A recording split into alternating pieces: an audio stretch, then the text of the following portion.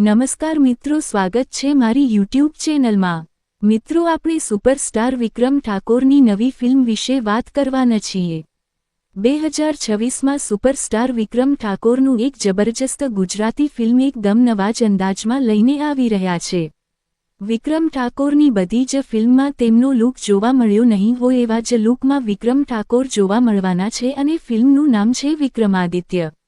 મિત્રો, social media પર વિક્રમાદિત્ય ફિલ્મના પોસ્ટર રિલીઝ કરી દેવામાં આવ્યા છે। તો મિત્રો, પોસ્ટરમાં વિક્રમ ઠાકોરનો લુક બંને હાથોમાં બંદૂક જોવા મળે છે અને બેકતર પહેરેલા લુકમાં જોવા મળે છે।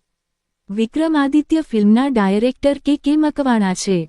2026માં ડાયરેક્ટર કે મકવાણા ધમાકેદાર ફિલ્મ લઈને આવી રહ્યા છે। કે મકવાણાની બધી જ ફિલ્મો સુપરહિટ જતી હોય છે, અવારનવાર નવી સ્ટોરી લાવતા રહે છે અને તેમના ચાહકોને મનોરંજન આપે છે। વિક્રમાદિત્ય એટલે વિક્રમ અને આદિત્ય। શું હકીકતમાં વિક્રમ ઠાકોર ડબલ રોલમાં જોવા મળશે કે આદિત્ય કોઈ સાઇડ હીરો હશે?